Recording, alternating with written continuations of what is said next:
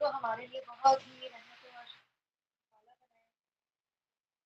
رمضان میں ہمیں ایسے اعمال کرنے کی توفیق عطا فرمائے۔ اللہ تعالیٰ ہمیں اپنی خصوصی عنایتوں سے نوازیں، نبی صلی اللہ علیہ وسلم کی سنتوں پہ عمل کرنے والا بنائیں۔ اس کی جو صورتیں ہم نے پڑھی ہیں اس میں کچھ عمل کی باتیں تھیں، آپ دوبارہ سے ایک بار ریوائز کر کے نوٹ کر لیں۔ سب سے پہلی اور اہم بات یہ کہ جو اعضاء کی شکر گزاری ہے وہ یہ ہے کہ انسان اپنے جسم کو اللہ کے راستے میں لگائے۔ ہمیں جتنے بھی اعضاء ملے ہیں اللہ کی طرف سے یہ بطور امانت ملے ہیں، اور روز قیامت ان کے بارے میں سوال ہوگا کہ ان اعضاء کو کن کاموں پر لگایا تھا۔ تو ان اعضاء کی شکر گزاری یہی ہے کہ اگر ہمیں آنکھیں ملی ہیں تو ہم ان سے اللہ کی پسند کا دیکھیں، کان ملے ہیں تو اللہ کی پسند کے مطابق سنیں، تو یہی چیزیں پھر دل میں بیٹھیں گی۔ آنکھوں سے اور کانوں سے جو کچھ بھی سنا اور دیکھا جائے وہی دل میں بیٹھتا ہے اور عمل بن جاتا ہے۔ دوسری اہم بات یہ عمل کی بات کہ بری نیت پر انسان کی گرفت اور پکڑ ہو سکتی ہے۔ بری نیت اور برے ارادے کا ثمر بھی برا ہوتا ہے، بلکہ آپ یہ سمجھ لیں کہ دنیا جو ہے نا وہ مکافات عمل ہے۔ انسان جو بیج بھی بوتا ہے نا ویسی ہی فصل تیار ہے۔ اگر نیت اور ارادہ اچھا ہو تو اس پہ اچھی فصل پکے گی اور اس کا پھل کھانا نصیب ہوگا جو کہ میٹھا ہوگا۔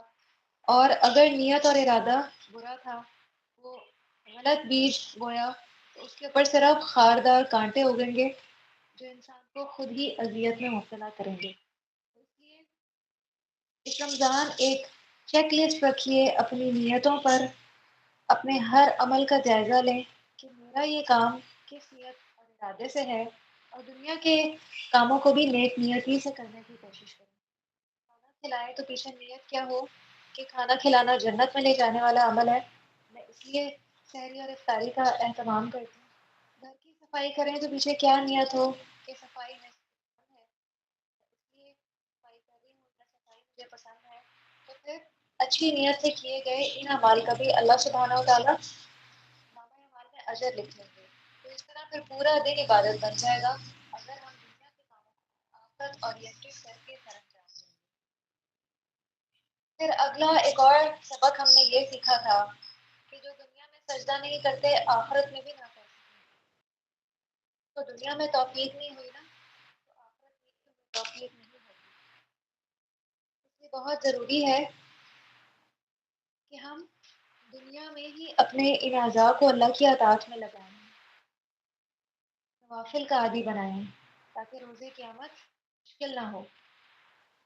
ویسے بھی انسان کا ساری زندگی جو طرز عمل ہوتا ہے اس کا پھر اختتام بھی ویسا ہی ہوتا ہے۔ جیسا کہ بہت سے لوگوں کو آپ نے دیکھا ہوگا کہ اگر ان کو بہت زیادہ ذکر اذکار کی عادت ہوتی ہے تو مرتے وقت بھی اللہ سبحانہ تعالیٰ کلمہ نصیب کر دیتے ہیں، یا جن کو بہت زیادہ نوافل ادا کرنے کی عادت ہوتی ہے تو بسا اوقات نماز ہی کی حالت میں فرشتہ لینے کے لیے آ جاتے ہیں۔ لیکن اگر کوئی گناہوں والی زندگی گزار رہا ہے، جیسے آپ نے دیکھا ہوگا کہ بہت سے لوگ سننے میں آتا ہے کہ مرتے وقت بھی زبان پہ کیا ہوتی ہے موسیقی ہوتی ہے، دنیا ہی کی باتیں ہوتی ہیں، مال ہی کی باتیں ہوتی ہیں، ایسی ہی کئی مثالیں ہیں۔ تو انسان کا جو لائف سٹائل ساری زندگی رہتا ہے اس کا اختتام بھی ویسا ہی ہوتا ہے۔ ہمیں آج اپنا جائزہ لینا ہے کہ میں کیسا لائف سٹائل گزار رہی ہوں یا کیسا لائف سٹائل میں نے اپنایا ہوا ہے، کیا وہ اللہ کی رضا کے مطابق ہے۔ جیسا ہمارا طرز عمل ہوگا اختتام بھی ویسا ہی ہوگا، یہ بات ہم نے ہمیشہ اپنے ذہن میں رکھنی ہے۔ پھر ایک اور سبق یہ سیکھا تھا کہ ہمیں اپنی تنہائیوں کی بھی حفاظت کرنی ہے، محض لوگوں کے ڈر سے کام نہیں کرنا۔ اس میں بھی پھر وہی بات آ جاتی ہے نیت کی بات کہ اگر نیت درست ہوگی تو انسان کا معاملہ پھر اللہ سبحانہ و تعالیٰ کے ساتھ ہوتا ہے۔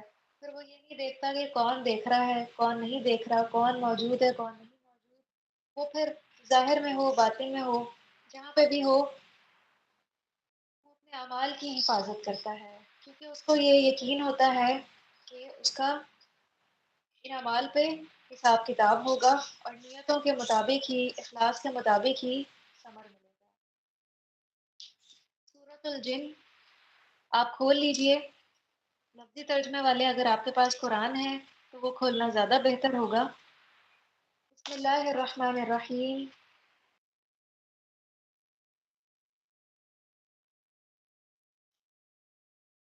ऊहिया इलैया अन्नहु इस्तमाअ नफरुम मिनल जिन्नि फ़क़ालू इन्ना समिअना कुरआनन अजबा। आप कह दीजिए कि मुझे वही की गई है कि जिन्नों के एक गिरोह ने इस कुरान को गौर से सुना, फिर जाकर अपनी कौम से कहा कि हमने बड़ा अजीब कुरान सुना है जो भलाई की राह बताता है।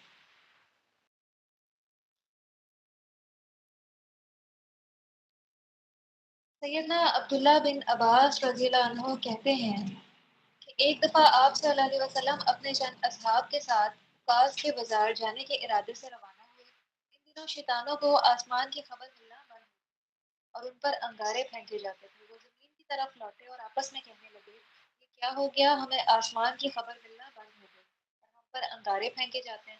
जरूर कोई नई बात वाक़या हुई है जिसकी वजह से हमें आसमान की खबर मिलना बंद हुई है। अब यूं करो कि सारी जमीन के मशरिक और मगरिब में फिर कर देखो कि वो क्या नई बात वाक़या हुई है।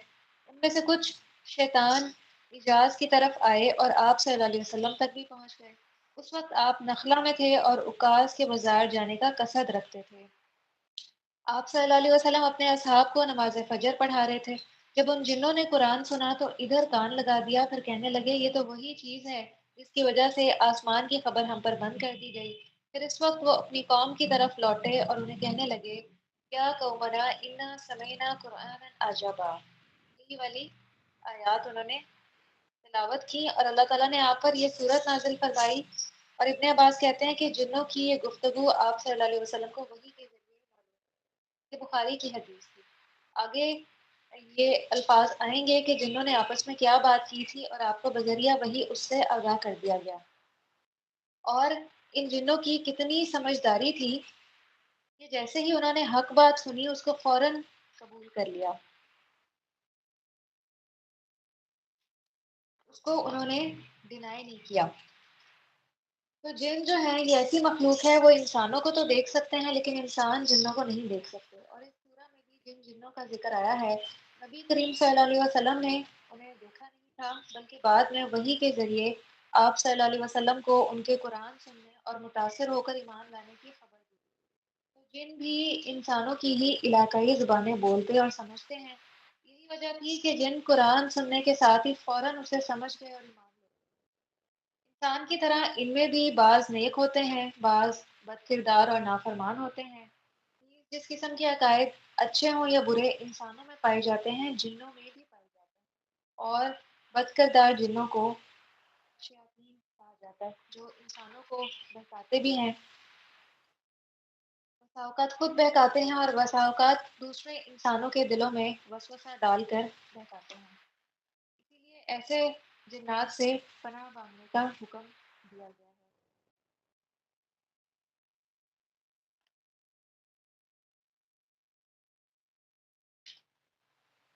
तो जिन्होंने ने कुरान को इस कदर गौर से सुना कि उसके एक एक हुक्म को उन्होंने समझ लिया और पर ईमान ले आए। कहने लगे, आप सल्लल्लाहु अलैहि वसल्लम आप सल्लल्लाहु अलैहि वसल्लम से कहा गया, आप कह दीजिए कि मुझे वही की गई है कि जिन्नों के एक गिरोह ने इस कुरान को गौर से सुना, फिर जाकर अपनी कौम से कहा कि हमने बड़ा अजीब कुरान सुना है जो भलाई की राह बताता है, सो हम तो इस पर ईमान ले आए और हम आइंदा कभी किसी को अपने परवरदिगार का शरीक ना ठहराएंगे। और हमारे परवरदिगार की शान तो बड़ी बुलंद है, उसने किसी को बीवी या बेटा नहीं बनाया। और ये कि हमारे नादान लोग अल्लाह के ज़िम्मे बहुत सी झूठी बातें लगाते रहे हैं। और ये कि हमने तो ये समझ रखा था कि इंसान और जिन अल्लाह के बारे में कभी झूठ बोल सकते।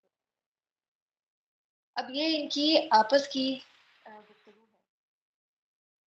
कि जो ये बात कर रहे हैं ना कि हमने तो ये समझ रखा था कि इंसान और जिन अल्लाह के बारे में कभी झूठ नहीं बोल सकते। तो इससे मुराद ये है कि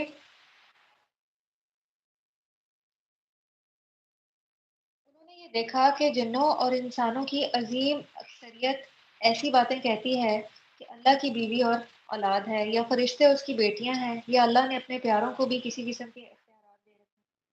तो वो झूठ कैसे हो सकता है। انہوں نے انسانوں اور جنوں میں سے اکثریت کو اسی طرح کی باتیں کرتے ہوئے دیکھا۔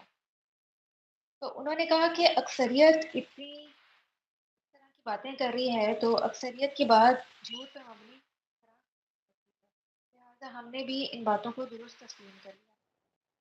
ہمارے پاس بھی کیا کرائیٹیریا ہوتا ہے جب کسی انسان کے پاس علم نہیں ہوتا تو وہ حق کو پہچاننے کے لیے کیا کرائیٹیریا مد نظر رکھتا ہے کہ جو زیادہ لوگ بات کہیں گے، میجورٹی از اتھارٹی، وہی بات حق ہوگی، جبکہ یہ کرائیٹیریا بہت ہی غلط ہے۔ جو بات ہم میڈیا پہ سن لیتے ہیں، ٹی وی پہ آ جاتی ہے، یا جس بات کے زیادہ فالوورز ہوتے ہیں، ہم سمجھتے ہیں کہ بس وہی حق ہے اور ہم آنکھیں بند کر کے اس پہ یقین کر لیتے ہیں، اس پر خود بھی عمل کرتے ہیں اور اس کو آگے بھی پھیلاتے ہیں، جبکہ یہ طرز عمل سراسر غلط ہے اور اس طرز عمل کی وجہ سے انسان کی پکڑ ہو سکتی ہے۔ نبی صلی اللہ علیہ وسلم نے فرمایا کہ جو جھوٹی بات کو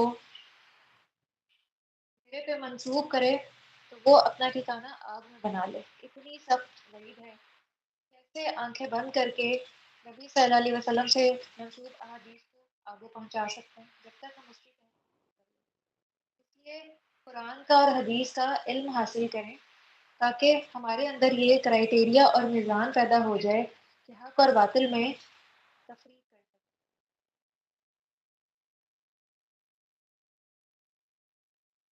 اور یہ کہ انسانوں میں سے کچھ لوگ جنوں کے کچھ لوگوں کی پناہ مانگا کرتے تھے، چنانچہ انہوں نے جنوں کے غرور کو اور زیادہ بڑھا دیا تھا۔ چنانچہ سیدنا ابن عباس رضی اللہ عنہ کہتے ہیں کہ جاہلیت کے زمانے میں عرب جب کسی سنسان وادی میں رات گزارتے تو پکار کر کہتے کہ ہم اس وادی کے مالک جن کی پناہ مانگتے ہیں۔ گویا انسان کی اوہام پرستی کا یہ عالم تھا کہ اللہ نے تو اسے اشرف المخلوقات اور جنوں سے بھی افضل پیدا کیا تھا، لیکن اس زمین کے خلیفہ یعنی انسان نے الٹا جنوں سے ڈرنا اور ان سے پناہ مانگنا شروع کر دیا، جس کا نتیجہ یہ ہوا کہ جنوں کا دماغ خراب ہو گیا اور وہ واقعی اپنے آپ کو انسان سے افضل سمجھنے لگے، نہ صرف سمجھنے لگے بلکہ وہ انسان کو ستانے اور ڈرانے بھی لگے۔ تو اصل میں اس میں قصور انسان کا اپنا ہے، اور یہ کہ انسان بھی ایسا ہی خیال کرتے تھے جیسے تم کرتے ہو کہ اللہ کبھی کسی کو دوبارہ نہ اٹھائے گا۔ جس طرح انسانوں میں ایسے لوگ موجود ہیں جو رسالت اور آخرت دونوں کے منکر ہیں، اسی طرح جنوں میں بھی ایسے لوگ موجود تھے۔ جب جنوں نے قرآن سنا تو انہیں اندازہ ہو گیا کہ ان کے یہ عقائد بالکل غلط تھے۔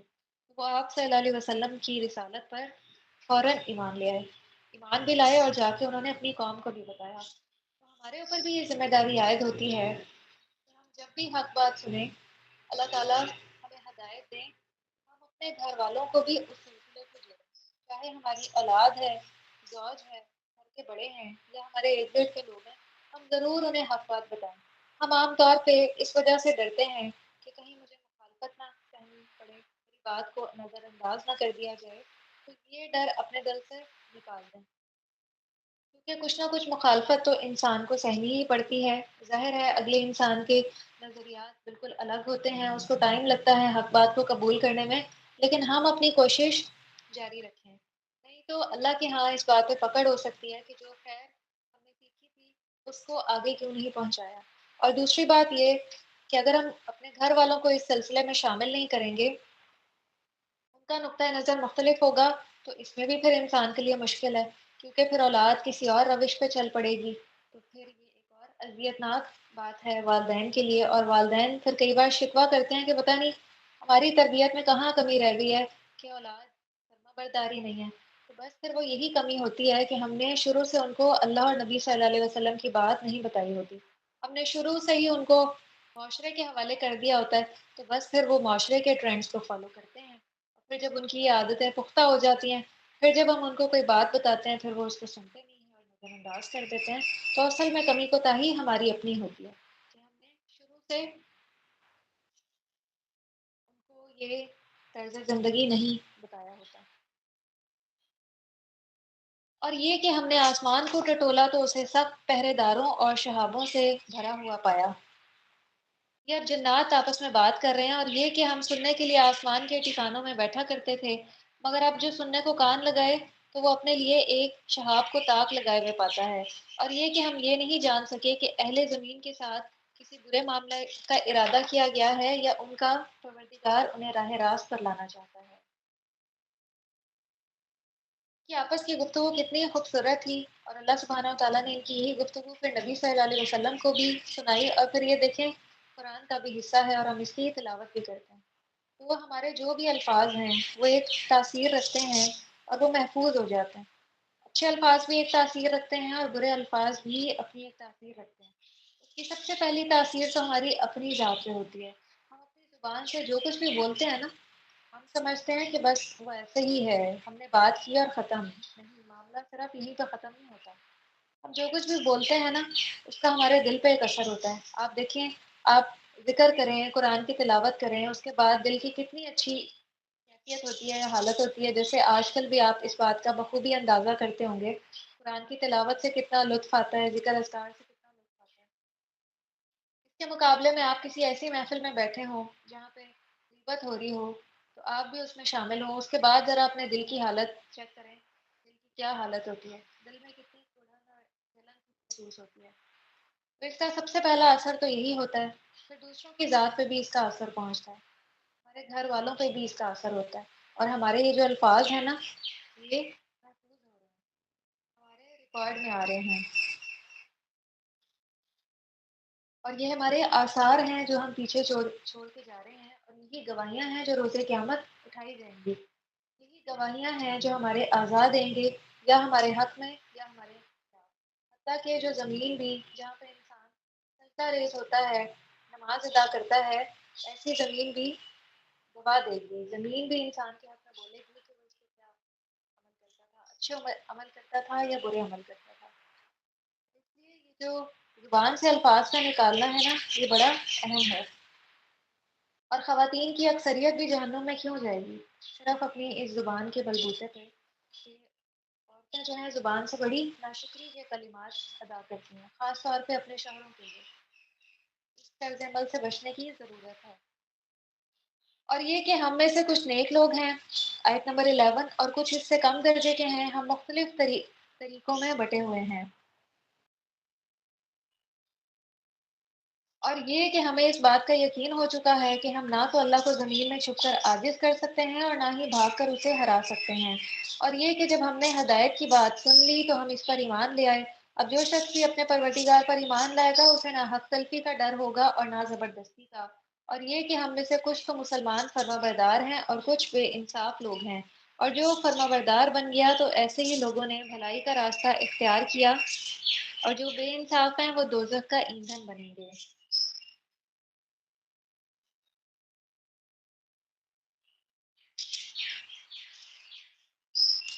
یہ جو ان کی یہاں پہ بات تھی کہ جو اپنے پروردگار پر ایمان لائے اسے نہ حق تلفی کا ڈر ہوگا اور نہ ہی زبردستی کا ڈر ہوگا۔ تو یہ دیکھیں کہ انہوں نے اپنی قوم میں سب سے پہلے ایمان لانے میں سبقت کی۔ تو ہر انسان کی زندگی میں ایک وقت یا لمحہ ایسا ضرور آتا ہے کہ اسے ہدایت یا زندگی کا مقصد سمجھ میں آ جاتا ہے، جیسے ان جنات کے ساتھ ہوا، وہ ایک لمحہ تھا، ان کے دل پہ وہ بات کلک کی، انہیں لگا کہ یہ حق بات ہے، انہوں نے فوراً اس کو قبول کیا۔ تو ایسا ہی لمحہ ہر انسان کی زندگی میں آتا ہے کہ حق اس کے سامنے آتا ہے، یہ اب اس پہ ڈیپینڈ کرتا ہے کہ وہ اس خیال کو اپنا لے یا نظر انداز کر دے۔ اور جو ہدایت کی بات سن کر اسے اپنا لیتا ہے، اللہ تعالیٰ اس کے سینے کو دین اور ہدایت کے لیے کھول دیتا ہے۔ تو یہ سب وہ نکات ہیں جو جنہوں نے نبی صلی اللہ علیہ وسلم سے قرآن سن کر اخذ کیے تھے، اور اب وہ آپس میں ایک دوسرے کے ساتھ گفتگو کر رہے ہیں۔ یہاں پہ جو حق تلفی کا ورڈ یوز ہوا ہے، اس سے مراد یہ ہے کہ جس کا جتنا حق ہو اسے اپنے حق سے کم دیا جائے، تو روز قیامت کسی کے ساتھ بھی حق تلفی نہ ہو، کیونکہ اللہ سبحانہ و تعالیٰ کسی کا ذرہ بھر کیا ہوا بھی اچھا یا برا عمل ضائع نہیں کرتے، وہ اللہ سبحانہ و تعالیٰ کے ریکارڈ میں ہوتی ہے وہ چیز۔ اور روز قیامت جو اللہ تعالیٰ کے میزان ہوں گے، وہ ایسی ایکیوریسی کے ساتھ تولیں گے کہ اس میں ذرا بھر بھی کمی نہیں ہوگی۔ جو ہمارے میزان ہے نا، وہ تو ظاہر پہ تولتے ہیں، ہم تو یہ دیکھتے ہیں کہ ایک انسان نے لاکھوں اور کروڑوں خرچ کر دیے، بڑی واہ واہ ہے اس کی، لیکن اللہ تعالیٰ کہ جو میزان ہے وہ یہ دیکھ کے تولیں گے کہ اس کی نیت کیا تھی۔ اگر تو نیت اللہ کو راضی کرنے کی نہیں تھی تو وہاں پہ میزان میں اس کا وزن صفر ہوگا، کوئی وزن نہیں ہوگا۔ انسان اس خوش فہمی میں مبتلا ہوگا کہ میں تو بڑا خرچ کر کے آیا ہوں۔ لوگوں میں بھی بڑی واہ واہ ہوئی اور آئے دن فیس بک پہ بھی پوسٹ شیئر ہوتی تھی جو بھی اعمال کیے جاتے تھے، تو وہ جو میزان ہے وہ نیتوں کے مطابق تولیں گے۔ دوسری طرف ایک انسان جس کے پاس کل سرمایہ ہی چند ہزار روپے ہیں، وہ اس میں سے ایک کھجور بھی خلوص نیت کے ساتھ اللہ کو راضی کرنے کے لیے کسی کو دیتا ہے، اور کانوں کان بھی کسی کو خبر نہیں ہوتی کہ اس نے کیا خرچ کیا، دائیں ہاتھ کو بھی خبر نہیں ہوتی کہ بائیں ہاتھ نے کیا دیا، لیکن جو اللہ کے میزان ہے اس میں اس کا بہت زیادہ وزن ہوگا۔ اس لیے کبھی پریشان نہ ہو کہ میرے پاس دینے کے لیے کچھ نہیں ہے، جو بھی آپ کی حیثیت ہے آپ اس کے مطابق خرچ کریں۔ اللہ سبحانہ و تعالیٰ بندے کی حیثیت کے مطابق اس کے ساتھ معاملہ کریں گے۔ کسی ہزاروں کمانے والے سے یہ نہیں پوچھا جائے گا کہ اس نے لاکھوں کیوں نہیں دیے تھے۔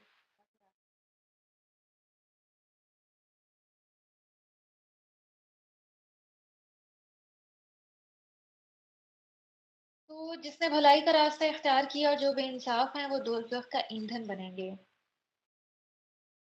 ایمان لانے والے جن جب اپنی قوم میں واپس آئے تو انہیں سمجھا رہے ہیں کہ ہدایت کی راہ کو پا کر اختیار کر لینا اصل عقل مندی ہے۔ چنانچہ نبی صلی اللہ علیہ وسلم کی تعلیمات پر بہت سے جن ایمان لے آئے اور وہ متعدد بار اس واقعے کے بعد آپ کی خدمت میں حاضر بھی ہوئے اور آپ سے دین کی تعلیمات سیکھتے رہے۔ آیت نمبر 16 کو دیکھیے۔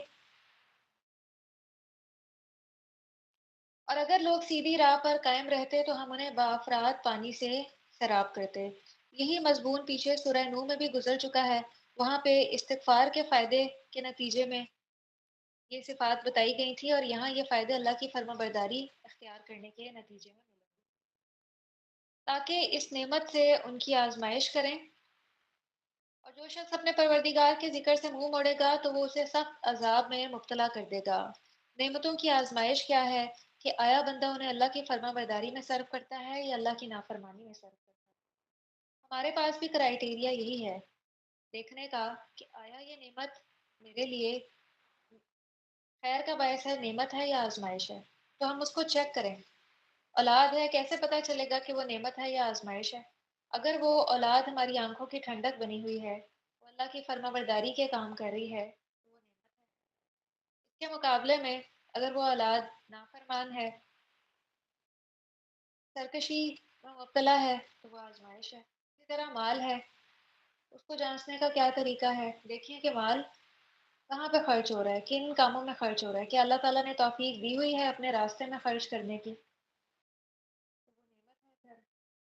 اور دوسری طرف اگر اس مال کے نتیجے میں انسان میں دنیا کی محبت اتنی زیادہ آ گئی ہے کہ باقی ہر چیز ہی پیچھے ہو گئی ہے، دین بھی پیچھے ہو گئی ہے، ہو گیا ہے، سب کچھ بھول بھلا بیٹھے ہیں، اور انسان انتہائی بخیل ہو گیا ہے یا انتہائی اسراف میں مبتلا ہو گیا ہے، یا آئے دن رات دن اس کو بس اس مال کو ملٹی پلائی کرنے کی ہی فکر ہے، تو ایسا مال پھر کیا ہے؟ انسان کے حق میں آزمائش ہے۔ اور اس کو زکوٰۃ دینے کی بھی کوئی فکر نہیں ہے، تو ایسا مال پھر سراسر آزمائش ہے، اور ایسے مال سے پناہ مانگنے کی ضرورت ہے۔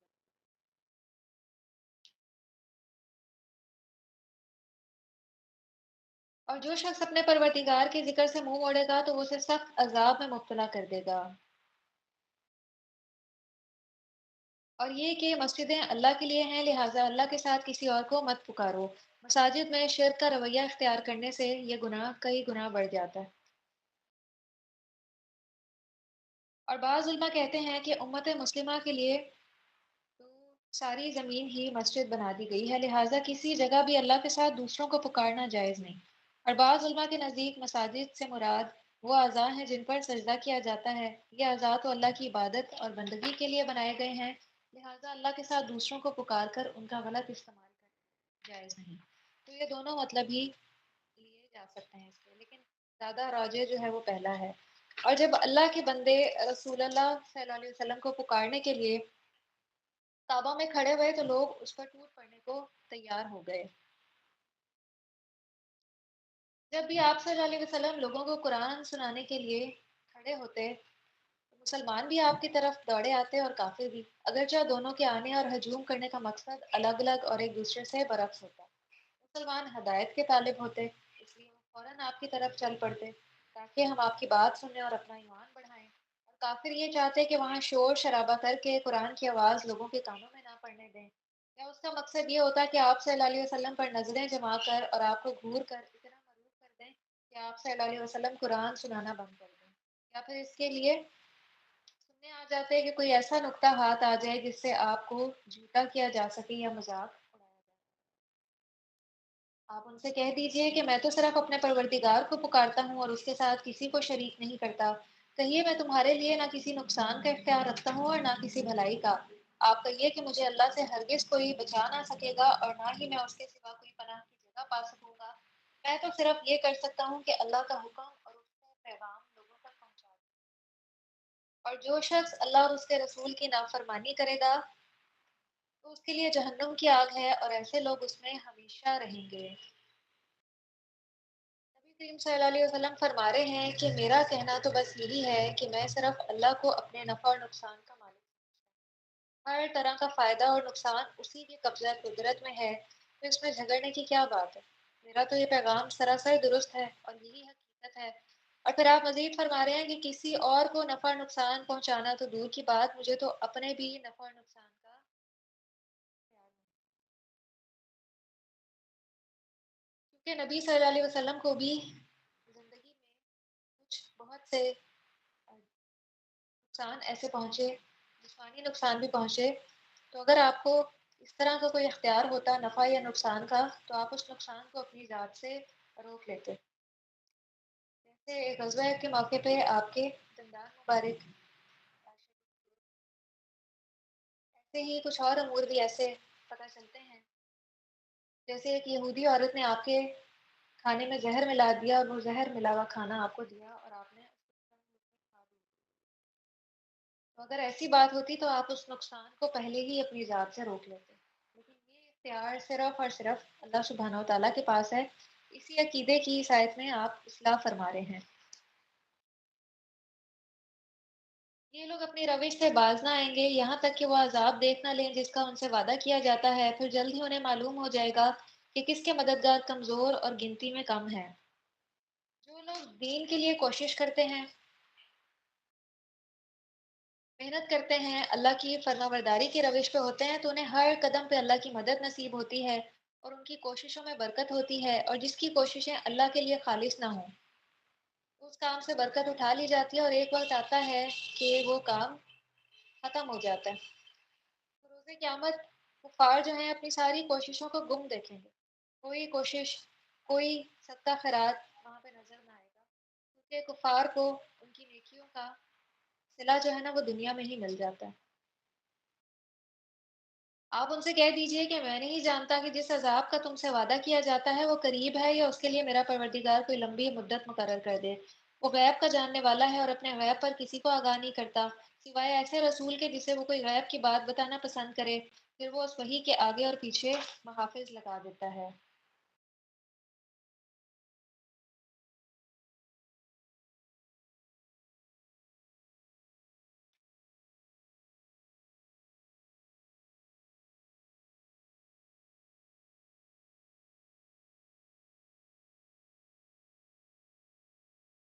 میری وائس کلیئر ہے؟ اگر وائس کا کوئی ایشو ہو تو آپ نے مجھے ضرور انفارم کرنا ہے۔ آپ میں سے کوئی اپنا مائک اوپن کر کے ہی مجھے پھر انفارم کریں گے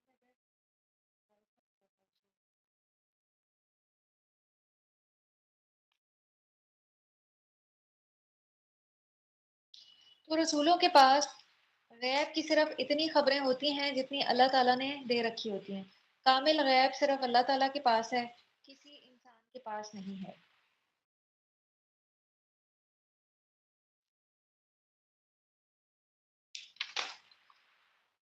تاکہ اسے معلوم ہو جائے کہ انہوں نے اپنے پروردگار کے پیغام پہنچا دیے ہیں اور جو کچھ ان رسولوں کو درپیش ہوتا ہے اس کا وہ احاطہ کیے ہوئے ہے اور ہر چیز کو گن کر اسے ریکارڈ رکھا ہوا ہے۔ یہ جو پہرے دار ہیں ان کی ڈیوٹی اس وقت تک ختم نہیں ہوتی جب تک اللہ کے پیغامات فرشتوں کے ذریعے رسولوں تک اور رسولوں کے ذریعے عام لوگوں تک जाते हैं। सूरतुल मुज़म्मिल। बिस्मिल्लाहिर्रहमानिर्रहीम। या अय्य अय्युहल मुज़म्मिल कुमिल लैला इल्ला क़लीला निस्फ़हु अव इनकुस मिन्हु क़लीला। ए मोहम्मद सल्लल्लाहु अलैहि वसल्लम, जो कपड़ा ओढ़े हुए सोने लगे हो, रात का थोड़ा हिस्सा छोड़कर बाकी रात नमाज में खड़े रहा कीजिए। रात का निस्फ हिस्सा या इससे कुछ कम कर लीजिए या इससे ज़्यादा कीजिए, और कुरान को खूब ठहर ठहर कर पढ़ा कीजिए।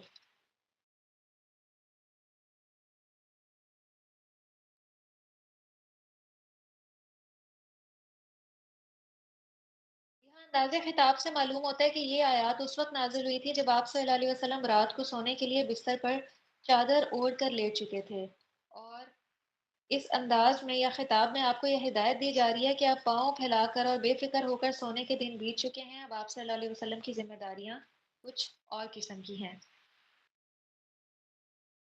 कुरान को ठहर ठहर कर पढ़ा कीजिए। दीन की जिम्मेदारियों को पूरा करने के लिए जिस कोशिश की ज़रूरत है, उसमें तहज्जुद और क़ियामुल लैल की तरगीब दी जा रही है। और फिर इस हिस्से की वजाहत भी अल्लाह सुब्हानहू तआला ने खुद ही फरमा दी कि रात का जितना हिस्सा आपको इबादत में गुजारना चाहिए वो निस्फ रात होना चाहिए, या निस्फ रात से कुछ कम या कुछ ज़्यादा। यानी अगर दिन रात बराबर हो तो आधी रात जागना काफ़ी है, और अगर रातें छोटी और दिन बड़े हों तो आधी रात से ज़्यादा या दो तिहाई रात इबादत में गुजारिए। और अगर रातें लंबी और दिन छोटे हों तो आधी रात से कम या तिहाई रात तक इबादत करना भी काफ़ी होगा। तिहाई होता है वन थर्ड। और यहाँ पे तरतील का जिक्र है कि कुरान को ठहर ठहर कर हरकत को नुमाया करके और हरूफ को वाजे करके पढ़ना है। कुरान की तिलावत में हुस्न भी इसी तरह से पैदा होता है कि जो तिलावत है वो तरतील के साथ की जाए, और फ़हम और तदब्बुर भी इसी तरह बढ़ता है। तो आप रमज़ान में जो कुरान की तिलावत करती हैं, तो हम बसा औक़ात आवाज़ इतनी धीमी होती है कि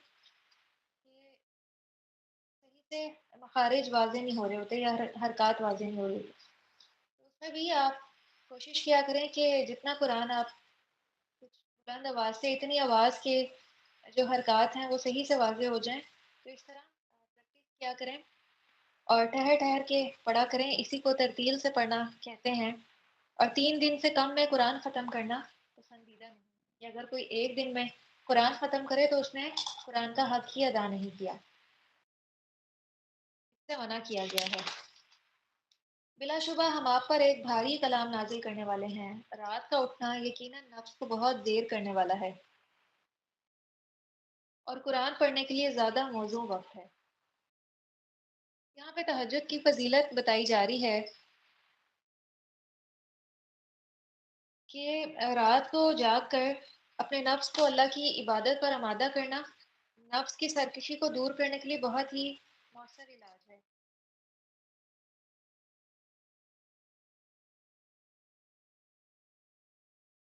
अलबत्ता इससे नफ्स को बहुत मशक्क़त होती है। और यहाँ वतअ व अक़वम क़ीला का दूसरा माना किसी काम को अपनी मर्ज़ी के मुवाफ़िक आसान बना लेना भी है। गोया शब बेदारी अगरचे नफ्स पे बहुत मुश्किल है, लेकिन ये नफ्स की इस्लाह के लिए और जिस काम के लिए नबी सल्लल्लाहु अलैहि वसल्लम की अल्लाह सुब्हानहू व तआला तरबियत करना चाहते थे, नहायत मुनासिब और मुफीद है। इसीलिए आप देखिए कि रमज़ान में रोज़ा भी नफ्स को बहुत सुधार देता है हर लिहाज से। नफ्स के अंदर एक ऐसी कुव्वत पैदा हो जाती है कि इंसान ज़्यादा से ज़्यादा नेकियां करना शुरू हो जाता है और गुनाहों से बचना शुरू हो जाता है। क्योंकि रोज़े के साथ ही अल्लाह ताला ने जो मुनकरात हैं उनको ममनू फरमा दिया। तो रमज़ान में अल्लाह के बंदे ज़्यादा मेहनत और कोशिश करते हैं कि वो गुनाहों से बच जाएं। तो उनके नफ्स को भी इसकी एक आदत हो जाती है। तो ये चीज़ नफ्स को सुधारने वाली है। शुरू में देखें मशक्क़त का सामना करना पड़ता है, लेकिन फिर वो एक आदत बन जाती है। जैसे आजकल भी आप देखें कि आजकल जो हम रोज़े गुज़ार रहे हैं तो वो अब एक तबीयत का हिस्सा बन गया है, एक रूटीन बन गई है। तो अब मुश्किल और दुश्वारी नहीं होती है। ऐसे ही बाकी अमूर भी हैं। تو عام حالات میں تہجد کے لیے اٹھنا ایسا ہی ہے، یہ نفس کو سدھارنے کے لیے بڑا مفید ہے، نفس کی اصلاح کے لیے۔ اور یہ وقت زیادہ موزوں ہے، اس وقت میں قرآن کی تلاوت کرنے میں یکسوئی نصیب ہوتی ہے، سکون میسر ہوتا ہے، ذہن بھی فریش ہوتا ہے۔ حسن بصری رحمہ اللہ سے کسی نے سوال کیا تھا کہ رات کو بیدار ہونے کی انہیں قدرت اور طاقت نہیں، تو آپ نے فرمایا تھا کہ یہ تمہارے گناہوں کے سبب ہے، تو گناہوں کے سبب تہجد کی تفیق، اسی لیے استغفار اور خصوصاً سحری کے وقت استغفار کی بہت زیادہ ترغیب دی گئی ہے کہ بہت سے جو گناہ ہیں وہ استغفار سے دھل جاتے ہیں اور بہت سے نیک کاموں کی توفیق اس سے مل جاتی ہے۔ آیت نمبر 7، دن کے وقت تو آپ کو لمبی چوڑی مصروفیات ہوتی ہیں، لہٰذا رات کو اپنے پروردگار کے نام کا ذکر کیا کیجیے اور ہر طرف سے توجہ ہٹا کر اسی کی طرف متوجہ ہو جائیے۔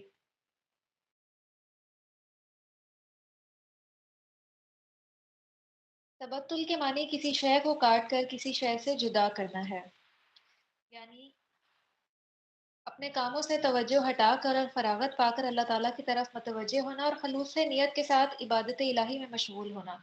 گویا یہ مقصد بھی دن کے کام کاج، ہنگاموں اور شور میں حاصل نہیں ہو سکتا، اس لیے بھی رات کو اٹھنا ہی مناسب وقت ہے۔ وہ مشرق اور مغرب کا مالک ہے، اس کے سوا کوئی الہ نہیں، لہٰذا اسے ہی اپنا کارساز بنا لیجئے۔ اور جو کچھ کافر کہتے ہیں اس پر صبر کیجیے اور شریفانہ طریقے سے ان سے الگ ہو جائیے، اور جھٹلانے والے کھاتے پیتے لوگوں کا معاملہ مجھ پہ چھوڑ دیجیے۔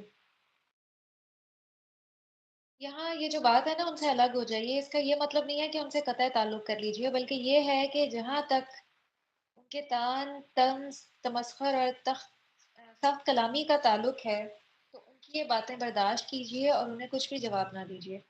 جو اس طرح کی باتیں ہیں نا ان کا جواب نہیں دینا چاہیے، کیونکہ اس سے معاملہ اور بحث پھر بہت دور نکل جاتی۔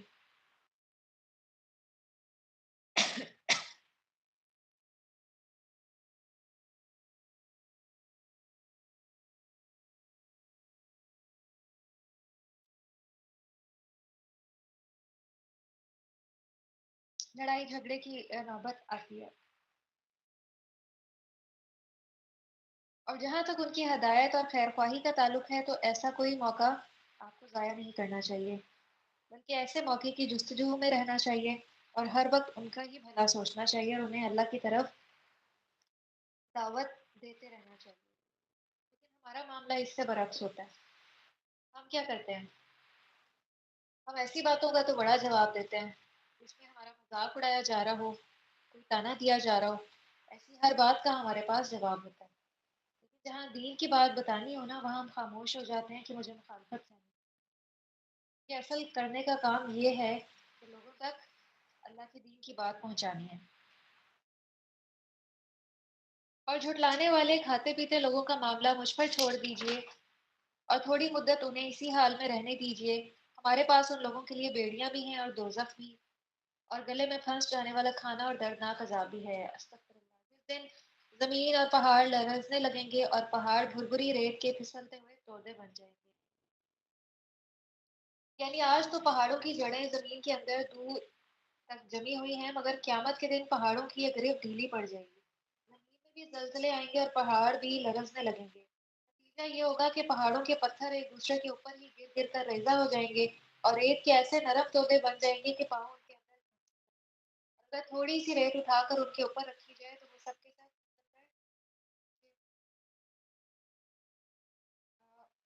ذرات آ رہے ہوں گے۔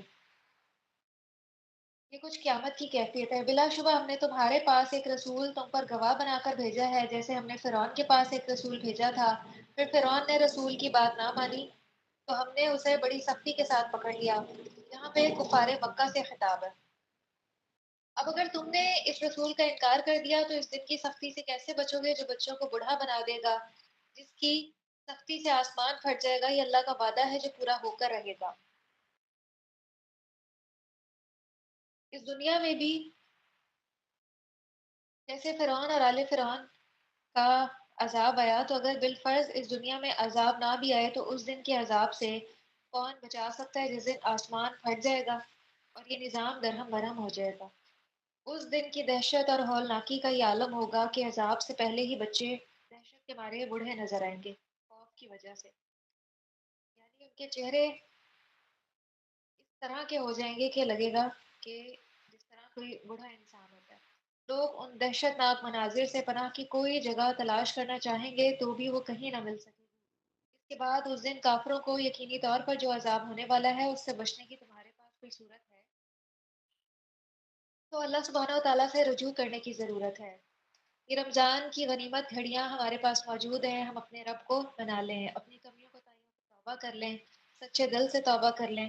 سچی توبہ کے لیے ضروری ہے کہ گناہوں پہ رویا جائے، نادم ہوا جائے اور آئندہ گناہ نہ کرنے کا خود سے عہد کیا جائے۔ جو دل گناہوں کے بوجھ سے پاک ہو جاتا ہے وہ آئینے کی طرح صاف ہو جاتا ہے اور اس میں ایک اطمینان اور سکون پیدا ہو جاتا ہے، نیکیوں کا شوق، طلب اور رغبت پیدا ہو جاتی ہے اور گناہوں سے کراہت اور بیزاری پیدا ہو جاتی ہے۔ اگر ہم نے اپنا جائزہ لینا ہے نا کہ ہماری توبہ قبول ہوئی ہے تو اس کے لیے کیا کرائیٹیریا ہے ہمارے پاس؟ ہم اپنے دل کا جائزہ لیں کہ جو گناہ میں کرتی تھی کیا وہ ابھی بھی میری طبیعت کا حصہ ہیں، میری عادت کا حصہ ہیں، یا اللہ سبحانہ و تعالیٰ نے ان سے طبیعت کو موڑ دیا ہے، اقرار کر دیا ہے۔ اور دل کی کیفیت دیکھیں کہ دل کی کیا کیفیت ہے توبہ کرنے سے پہلے یا بعد میں۔ اگر تو دل میں اللہ کی محبت محسوس ہوتی ہے، ایمان محسوس ہوتا ہے، اس کا شوق محسوس ہوتا ہے تو الحمدللہ اللہ سبحانہ و تعالیٰ نے توبہ قبول کر لی۔ یہ قرآن یقیناً ایک نصیحت ہے، اب جو چاہے وہ اپنے پروردگار کی طرف جانے والی راہ اختیار کر لے۔ تو یہ قرآن اللہ سے تعلق مضبوط کرتا ہے، تو جتنا زیادہ ہم اس قرآن پہ محنت کریں گے یہ اتنا ہی ہمیں سمجھ میں آئے گا اور محنت کرنے کے ساتھ ساتھ اس کو عمل میں بھی ڈھالنا ہے۔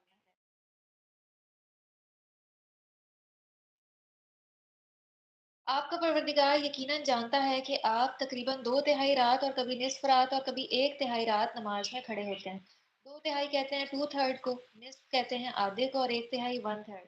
اور آپ کے ساتھیوں میں سے بھی ایک گروہ کھڑا ہوتا ہے اور رات اور دن کو تو اللہ تعالیٰ ہی کم و بیش کرتا ہے، اسے معلوم ہے کہ تم اوقات کا صحیح شمار نہ کر سکو گے، لہٰذا اس نے تم پہ مہربانی فرما دی، لہٰذا اب جتنا قرآن آسانی سے پڑھ سکو پڑھ لیا کرو۔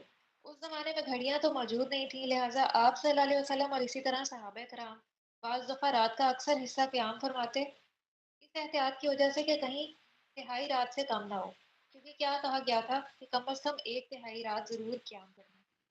اس طرح بسا اوقات کھڑے کھڑے ان کے پاؤں متورم ہو جاتے، انہیں وقت کا اندازہ ہی نہ ہوتا تھا۔ اور بعد میں اس حکم کے ذریعے صاحب کا حکم میں کافی تخفیف فرما دی گئی۔ کیا تخفیف فرما دی گئی؟ لہٰذا اب جتنا قرآن آسانی سے پڑھ سکو پڑھ لیا کرو۔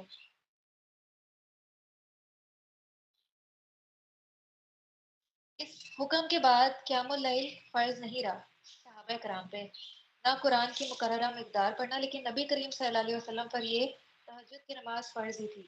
لیکن عام انسانوں پر بھی کیا ہے کہ جتنا رات کا قیام ممکن ہو کرنا چاہیے، اور یہ جو تراویح ہے یہ قیام اللیل ہی ہے رمضان، اور یہی تراویح عام حالات میں نصف رات گزر جانے کے بعد تہجد کی نماز ہوتی ہے۔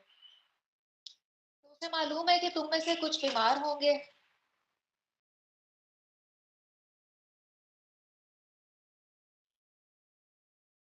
کچھ دوسرے اللہ کے فضل کی تلاش میں سفر کرتے ہیں اور کچھ دوسرے اللہ کی راہ میں جہاد کرتے ہیں، لہٰذا جتنا قرآن آسانی سے پڑھ سکو پڑھ لیا کرو اور نماز قائم کرو اور زکوٰۃ ادا کرو اور اللہ کو اچھا قرض دیتے رہو، اور جو بھی بھلائی تم اپنے لیے آگے بھیجو گے تو اسے اللہ کے ہاں اس حال میں موجود پاؤ گے کہ وہ اصل عمل سے بہتر اور اجر کے لحاظ سے بہت زیادہ ہوگی۔ اور اللہ سے معافی مانگتے رہو، اللہ تعالیٰ یقیناً بہت بخشنے والا اور رحم کرنے والا ہے۔ تو اس حکم کے بعد جو ہے وہ قیام اللیل فرض نہیں رہا، نہ قرآن کی مقررہ مقدار پڑھنا، لیکن نبی کریم صلی اللہ علیہ وسلم پر یہ نماز فرض تھی۔ اور یہاں پہ قرض قرض حسنہ اور زکوٰۃ کو الگ الگ قرار دیا گیا ہے کہ جو اپنا فرضی صدقہ یعنی زکوٰۃ ادا کر دے اسے پھر نفلی صدقات کا بھی اہتمام کرتے رہنا چاہیے۔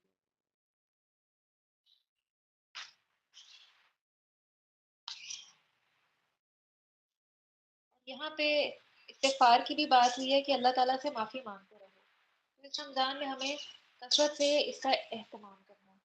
تو استغفار سے صرف یہی فائدہ حاصل نہیں ہوتا کہ اللہ تعالیٰ گناہ معاف فرما دیتے ہیں، بلکہ اس سے کئی دنیاوی فوائد بھی حاصل ہوتے ہیں۔ جب بھی آپ کو کسی معاملے میں مشکل پیش آئے نا تو آپ استغفار کرنا شروع کر دیں۔ یہ فائدے کے لحاظ سے بہت بہترین ہے۔ سورہ مدثر کی اب ہم تھوڑی تلاوت سنتے ہیں اور پھر اس کے بعد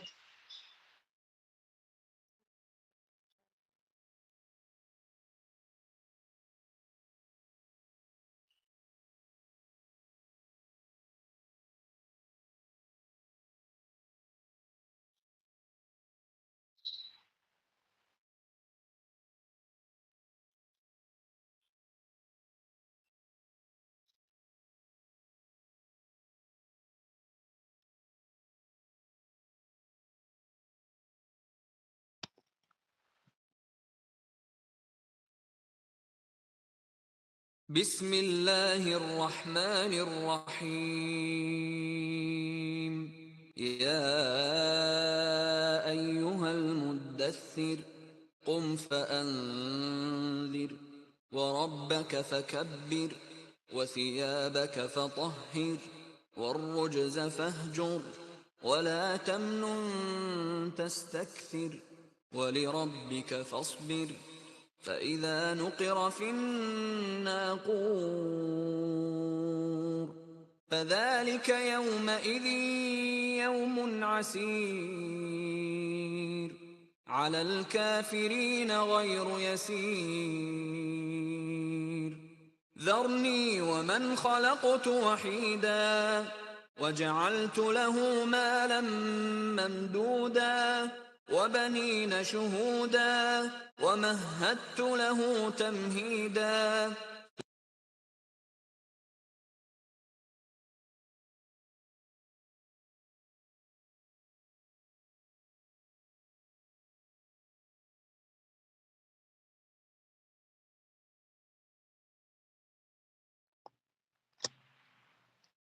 بسم اللہ الرحمن الرحیم۔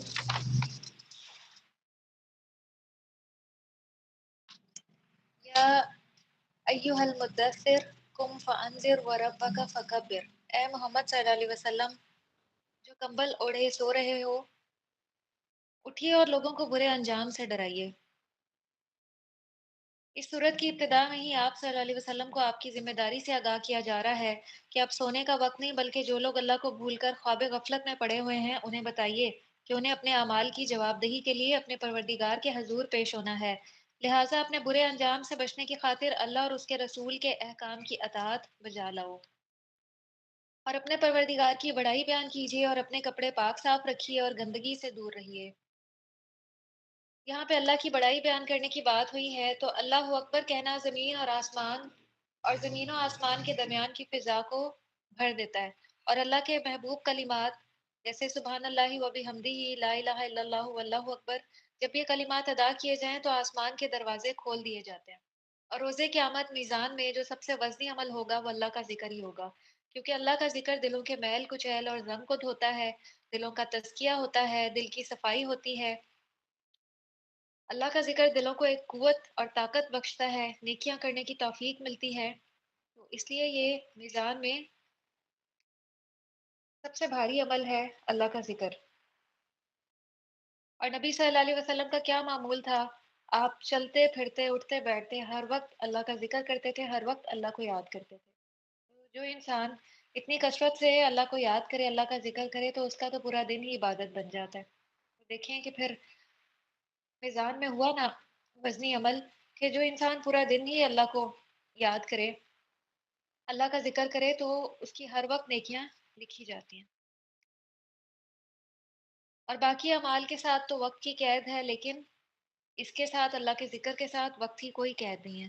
اور یہاں پہ لباس کی صفائی کی بھی بات ہوئی ہے، کپڑے اگر صاف ہوں تو عبادت میں دل لگتا ہے، اور اگر لباس صاف نہ ہو یا دل صاف نہ ہو تو عبادت کا سارا لطف ختم ہو جاتا ہے، اور گندگی سے فرشتوں کو بھی اذیت ہوتی ہے۔ اور زیادہ حاصل کرنے کے لیے احسان نہ کیجیے اور اپنے پروردگار کی خاطر صبر کیجیے۔ کسی شخص کی بے لوث خدمت کرنا بڑا حوصلہ مندی کا کام ہے۔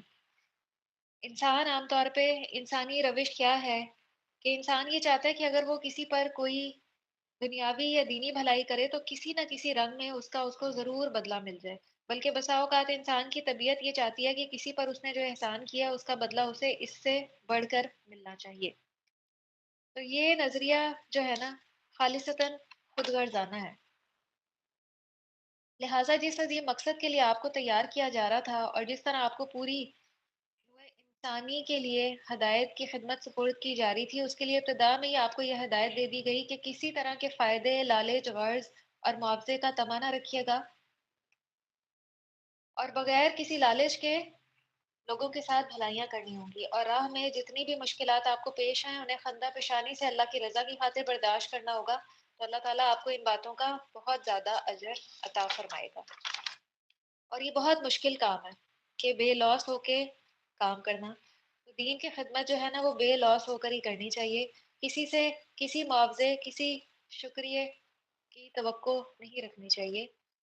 محض اللہ کی رضا کی خاطر کام کرنا چاہیے. یہاں پہ بھی ہمیں اپنے اوپر چیک لسٹ رکھنی ہے کہ ہم جب کسی کے ساتھ احسان کرتے ہیں تو ہمارا پھر اس سے متعلق کیا رویہ ہوتا ہے. کہیں ہم اس سے کوئی بدلا تو نہیں چاہتے، کوئی امید تو وابستہ نہیں کر لیتے. پھر جب سور میں پھونک پھونک ماری جائے گی تو یہ دن بڑا کٹھن ہوگا، کافروں کے لیے آسان نہ ہوگا. اس آیت میں وضاحت یہ ہے کہ جس دن سور پھونکا جائے گا یعنی قیامت آ جائے گی تو یہ دن کافروں کے لیے بڑا سخت ہوگا، جس کا واضح نتیجہ یہ ہوا کہ وہ دن مومنوں کے لیے سخت نہیں ہوگا. اور مومنوں کا یہاں پہ غالباً اس لیے بھی ذکر نہیں کیا گیا کہ اس دن کے آنے سے پہلے ہی مومنوں کو دنیا سے اٹھا لیا جائے گا. قیامت جو ہے وہ بدترین قسم کے لوگوں پہ قائم ہوگی، کفار پہ. جیسا کہ صحیح مسلم کی بھی ایک حدیث ہے کہ قیامت صرف بدترین لوگوں پر قائم ہوگی. مجھے چھوڑ دیجئے اور اسے جسے میں نے اکیلا پیدا کیا اسے لمبا چوڑا مال عطا کیا اور ہر وقت موجود رہنے والے بیٹے دیے. یہاں پہ ولید بن مغیرہ کا ذکر ہے. اور ہر طرح سے اس کے لیے ریاست کی راہ ہموار کی، پھر وہ طمع رکھتا ہے کہ میں اسے اور بھی دوں.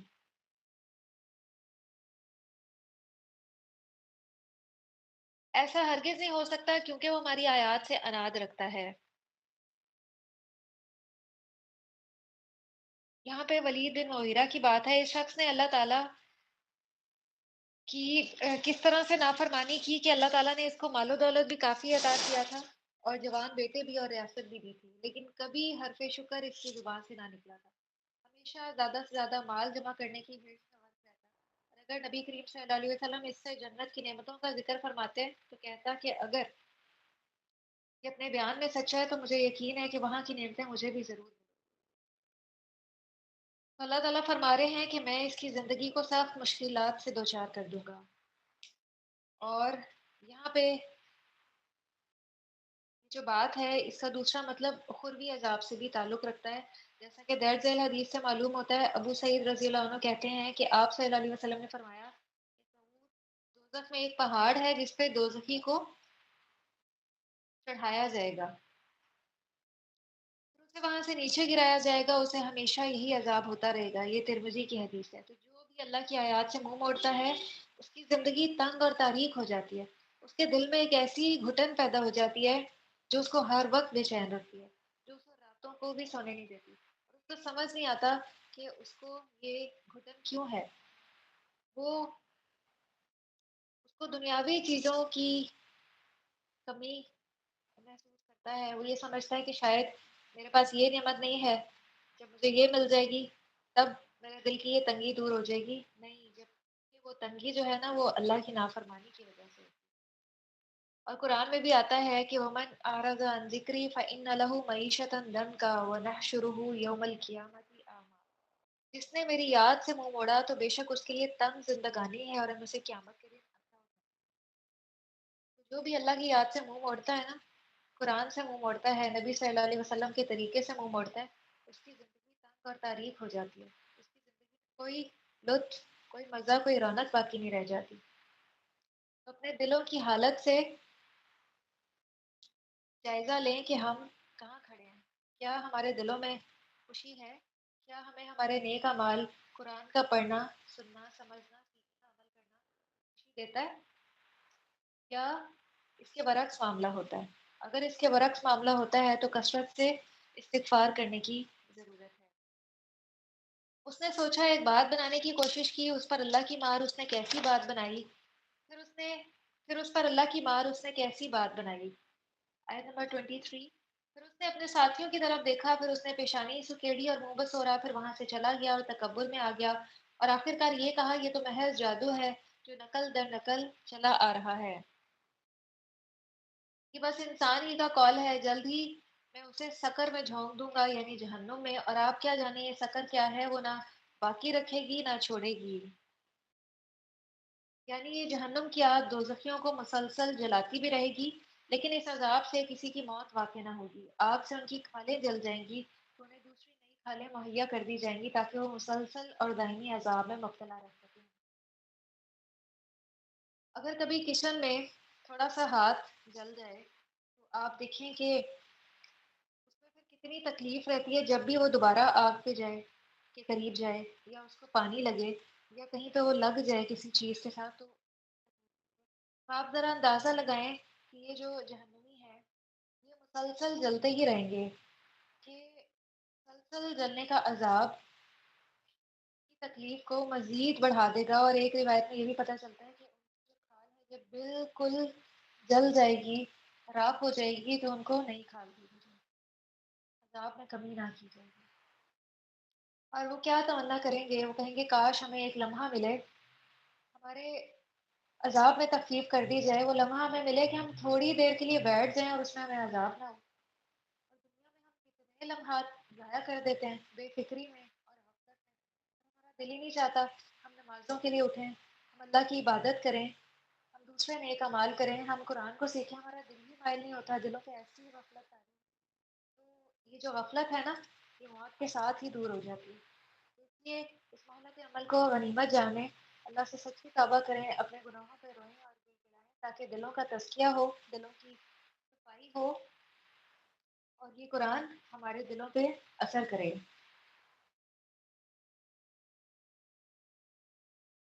حال کو جھلس دینے والی اس پر 19 فرشتے مقرر ہیں، ہم نے دوزخ کے محافظ فرشتوں کو ہی بنایا ہے اور ان کی تعداد کو کافروں کے لیے آزمائش بنا دیا ہے تاکہ اہل کتاب کو یقین آ جائے اور ایمانداروں کا ایمان زیادہ ہو، اور اہل کتاب اور ایماندار کسی شک میں نہ رہیں، اور تاکہ دل کے مریض اور کافر یہ کہیں کہ بھلا اللہ کا اس مثال سے کیا مطلب، اسی طرح اللہ جسے چاہے گمراہ کر دیتا ہے اور جسے چاہے ہدایت دیتا ہے، اور آپ کے پروردگار کے لشکروں کو خود اس کے سوا کوئی نہیں جانتا، اور یہ دوزخ کا ذکر صرف اس لیے ہے کہ لوگوں کو نصیحت ہو، مگر یہ لوگ ہرگز نصیحت قبول نہ کریں۔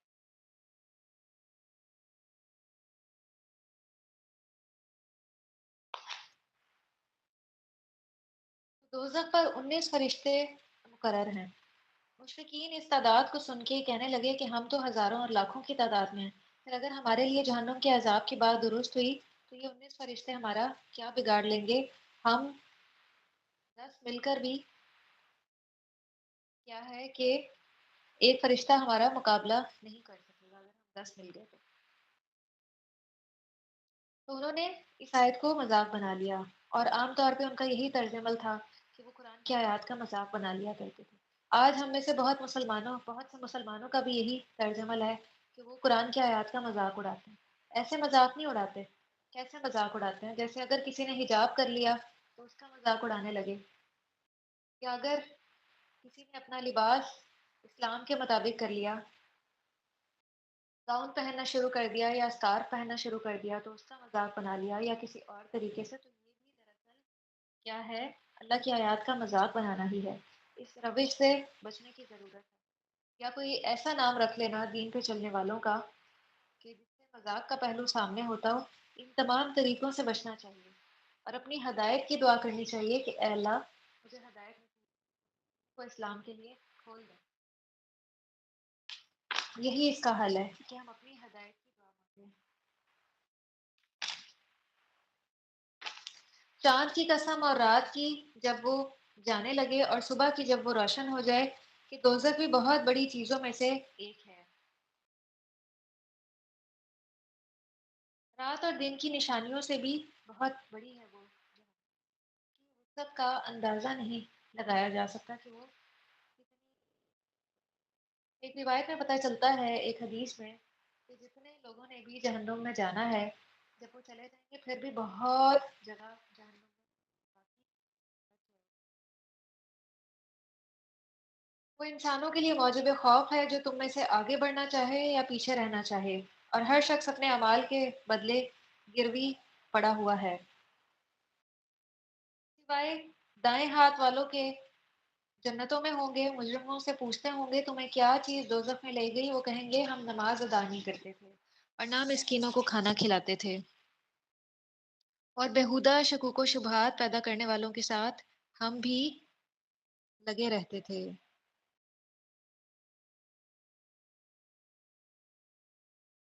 तो ये उनका तर्ज अमल यहाँ पे बताया जा रहा है।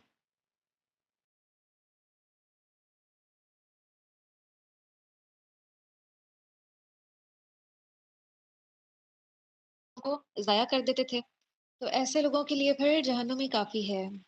तो नेकी में किसी भी चीज़ को हकीर नहीं समझना चाहिए। नबी सल्लल्लाहु अलैहि वसल्लम ने फरमाया कि हज़रत अबू हुरैरा रज़ी अल्लाह अन्हु कहते हैं कि लोगों में मिस्कीनों के साथ सबसे बेहतर सलूक करने वाले जाफ़र बिन अबी तालिब थे।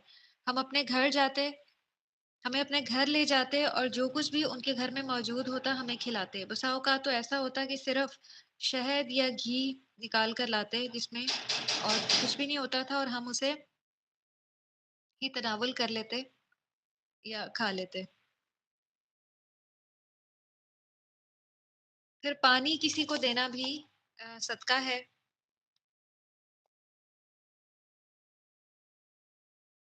एक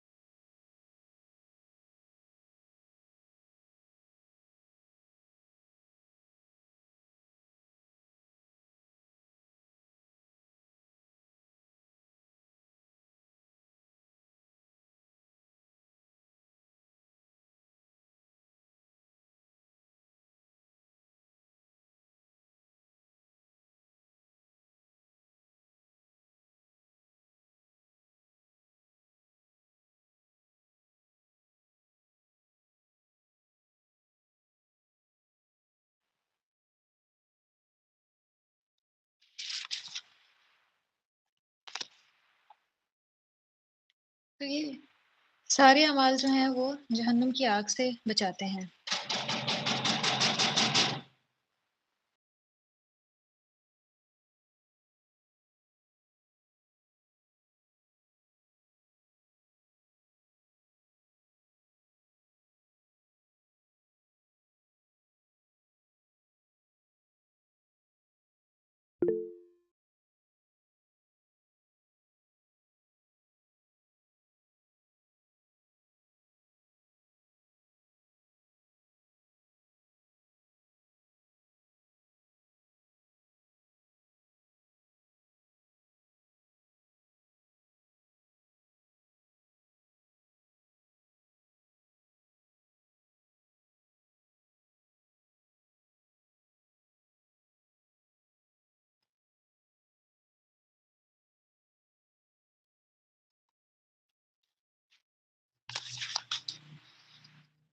آیت نمبر 47 دیکھیے، اور روزے جزا کو جھٹلایا کرتے تھے یہاں تک کہ ہمیں موت آ گئی۔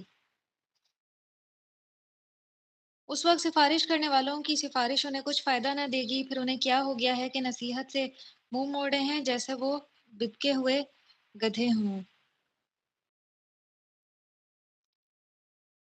تو آخرت میں تو سب کے سب حالات ان کے سامنے آ جائیں گے اور وہ اپنے جرائم کا اعتراف بھی کر لیں گے، مگر آج ان کی یہ صورتحال ہے کہ اگر کوئی نصیحت کی بات کہی جائے تو اسے سننا بھی گوارا نہیں کرتے، اور وہاں سے یوں منہ موڑ کر بھاگ اٹھتے ہیں جیسے جنگلی گدھے کسی شیر کی دھاڑ سن کر بھاگ کھڑے ہوتے ہیں، پھر پیچھے مڑ کر دیکھنے کا نام ہی نہیں لیتے۔ تو ایسے انسان کو ہدایت کیسے نصیب ہو سکتی ہے جس کی یہ روش ہو کہ جب اسے حق بات سنائی جائے تو وہاں سے فرار ہو جائے، اس کو سننا ہی نہ چاہے؟ تو ایسے انسان کی ہدایت بہت مشکل ہے، بلکہ ان میں سے ہر ایک ہی چاہتا ہے کہ اسے کھلی ہوئی کتاب دی جائے۔ ہرگز نہیں، بلکہ اصل بات یہ ہے کہ یہ لوگ آخرت سے نہیں ڈرتے، ہرگز نہیں، یہ تو ایک نصیحت ہے۔ اب جس کا جی چاہے اسے قبول کر لے، اور یہ لوگ نصیحت قبول نہیں کریں گے الا یہ کہ اللہ ہی ایسا چاہے، وہی اس بات کا اہل ہے کہ اس سے ڈرا جائے اور وہی معاف کر دینے کا اہل ہے۔ تو نا سمجھ لوگ جو ہیں وہ قرآن اور اس کی آیات سے بھاگتے ہیں۔ تو یہ جو ایمان ہے، یہ کیفیت خوف اور امید کے درمیان ہوتی ہے۔ جو اللہ سے جتنا ڈرتا ہے وہ اتنا ہی معزز ہوتا ہے، اور یہ کامیابی پانے کا بھی ذریعہ ہے۔ اور اللہ کے خوف سے بہنے والے آنسوؤں کی بھی بڑی فضیلت ہے۔ نبی کریم صلی اللہ علیہ وسلم نے فرمایا کہ اللہ کے نزدیک دو قطروں اور دو نشانوں سے زیادہ کوئی چیز محبوب نہیں۔ ایک وہ قطرہ ہے جو اللہ کے خوف سے آنسو بن کر نکلے، اور دوسرا وہ خون کا قطرہ ہے جو اللہ کی راہ میں بہے۔ تو ہم دنیا کے لیے تو بہت آنسو بہاتے ہیں، لیکن اللہ کے ڈر سے بہت کم روتے ہیں۔ یا کبھی ہماری آنکھوں سے صرف اس لیے آنسو جاری ہوئے کہ اے اللہ ہمیں ہدایت کے راستے پہ چلائیے، یا کبھی کسی گناہ کو دور کرنے کے لیے، بچنے کے لیے ہماری آنکھوں نے آنسو بہائے، تو ہمارے آنسو جو ہیں وہ صرف دنیا کے لیے بہتے ہیں۔ تو اس لیے اللہ کے ڈر سے روئیں، اگر کوئی کمی کوتاہی ہو جائے اس پر روئیں، تاکہ دل کا جو میل کچیل ہے وہ دور ہو جائے۔ دنیا کی چیزیں تو بہت عارضی اور فانی ہیں، ایک نہ ایک دن ختم ہو جائیں گی۔ جو بادشاہ ہیں وہ بھی اپنی مہلت عمل ختم کر کے اس دنیا سے چلے گئے، بہت ہی ٹپ ٹاپ والی زندگی گزار کے اور اپنی خواہشات نفس کے مطابق زندگی گزار کے۔ اور ایک وہ انسان جس کے پاس کوئی سرمایہ نہ ہو، زندگی تو اس کی بھی گزر جاتی ہے۔ دنیا میں دونوں نے جیسی بھی زندگی گزاری، لیکن آخرت میں جو معاملہ ہے وہ بالکل الگ ہوگا، اس کا کرائیٹیریا ہی الگ ہے۔ تو آخرت میں ہو سکتا ہے کہ ایک وہ انسان جس کے پاس کوئی سرمایہ نہ تھا زندگی گزارنے کے لیے، جس نے بہت مشکل اور مشقتوں میں اپنی زندگی گزاری، وہ ایک بادشاہ سے آگے نکل جائے، یا ہو سکتا ہے کہ اس کی قبر میں جنت کی کھڑکی کھول دی جائے۔ تو ایک حدیث سے پتہ چلتا ہے کہ روز قیامت ایک وہ شخص جس نے اپنی تمام زندگی آسائشوں میں گزاری، نعمتوں میں گزاری، اس کی زندگی نعمتوں سے بھری ہوئی تھی، جو اس نے چاہا اس کو مل گیا، ایسی زندگی تھی اس کی۔ اس کو جب جہنم دکھائی جائے گی روز قیامت، اس کا جب نظارہ کروایا جائے گا، وہ کہے گا واللہ میں نے تو دنیا میں کوئی سکھ دیکھا ہی نہیں، سارے سکھ بھول جائے گا۔ اور اس کے مقابلے میں وہ انسان جس کی زندگی کا ہر لمحہ مشقت سے بھرا ہوا تھا، قدم قدم پہ پریشانی کھڑی تھی یا تکلیف تھی، تو اس کو جب جنت کا نظارہ کروایا جائے گا اور اس کی نعمتوں کا، تو وہ کہے گا سبحان اللہ، میں نے تو اپنی زندگی میں کوئی تکلیف دیکھی ہی نہیں، وہ اپنی ساری تکالیف کو بھول جائے گا۔ آج ہم بھی اس کا مشاہدہ کر سکتے ہیں، کیسے کر سکتے ہیں؟ آپ ذرا اپنے ماضی پہ غور کریں۔ ماضی جو ہے وہ ہمیشہ اچھی فیلنگز ہی دل میں پیدا کرتا ہے، لیکن جب ہم ماضی میں تھے اور ہم اس وقت سے گزر رہے تھے، وہ بڑا مشکل لگتا تھا، اس میں بھی کئی مشقت والے پہلو تھے، اس میں بھی بہت سی تکالیف تھی جو ہم محسوس کیا کرتے تھے، لیکن وقت گزرنے کے ساتھ ساتھ کیا ہے، وہ جو تکالیف ہیں وہ ہمارے دل سے دھل گئیں۔ تو ماضی سے متعلق ایک اچھی فیلنگ آتی ہے کہ وہ ایک اچھا وقت تھا۔ اگر ہم اپنے حال سے کمپیئر کریں تو جو تکالیف ہیں وہ وقت گزرنے کے ساتھ ساتھ فیل ہو جاتی ہیں، جو زخم جو ہیں وہ بڑھ جاتے ہیں، لیکن اصل چیز یہ ہے کہ انسان جو نیکی کرتا ہے اس میں وقتی طور پہ تو مشقت ہوتی ہے، لیکن اس کی وہ نیکی لکھی جاتی ہے اور روزے قیامت اس کو اس کی جزا ملے گی، اور اس کے مقابلے میں جو گناہ ہے اس پہ ایک وقتی لذت تو ہوتی ہے، لیکن وہ بس وقتی ہوتی ہے، وہ اس کا گناہ اس کے نامہ اعمال میں بھی لکھا جاتا ہے اور اس کے دل پہ بھی ایک بوجھ طاری ہو جاتا ہے اس گناہ کو کرنے کے۔ پھر دیکھیں اصل فائدے والی چیز کیا ہے؟ وقتی لذت۔ وقتی لذتوں کے پیچھے کیا ہم اپنا وقت ضائع کریں گے یا اس ابدی زندگی کے لیے محنت اور کوشش کریں گے جو کبھی ختم ہونے والی نہیں ہے؟ اور اس جنت کی قیمت کیا ہے؟ ہمارے ان نفسوں کا سودا، کہ ہم اپنے نفسوں کی اور اپنے دلوں کی اصلاح کریں۔ اور یہ رمضان اسی لیے آیا ہے لعلکم تتقون، تاکہ ہم سب پرہیزگار بن جائیں، تاکہ ہم سب اپنے دلوں کی اصلاح کر لیں۔ اور تقویٰ کا تعلق جو ہے نا وہ دل کے ساتھ ہوتا ہے، یہ ایک کیفیت کا نام ہے جو دل میں محسوس کی جا سکتی ہے۔ یہ اللہ کا ایسا ڈر ہے جس کی وجہ سے بندہ گناہوں والی زندگی چھوڑ دیتا ہے، گناہوں کو ترک کر دیتا ہے اور نیکیوں پہ دوڑ لگا دیتا ہے، بس طبیق الخیرات بن جاتا ہے۔ تو اللہ سے دعا ہے کہ اللہ سبحانہ و تعالی ہمیں بھی ایسا ہی بنا دیں۔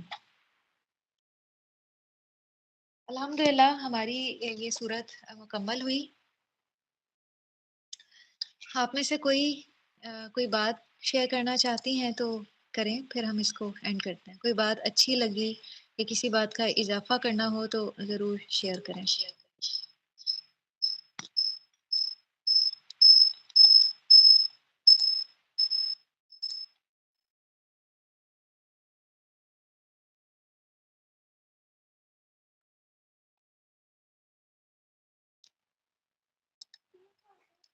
السلام علیکم ورحمۃ اللہ وبرکاتہ۔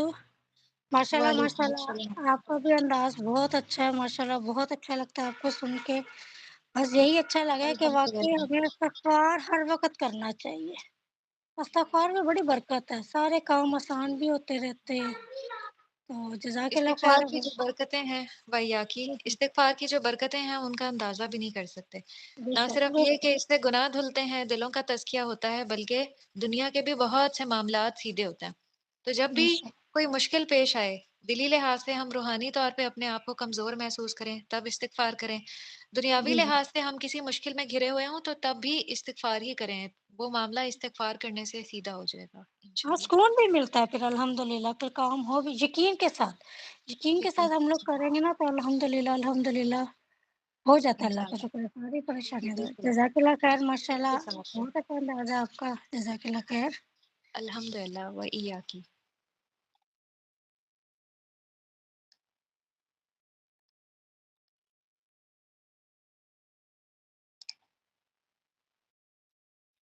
چلیں ہم اس کا اختتام کر لیتے ہیں۔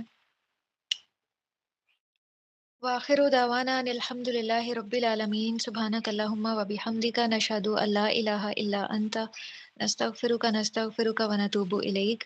والسلام علیکم ورحمۃ اللہ وبرکاتہ۔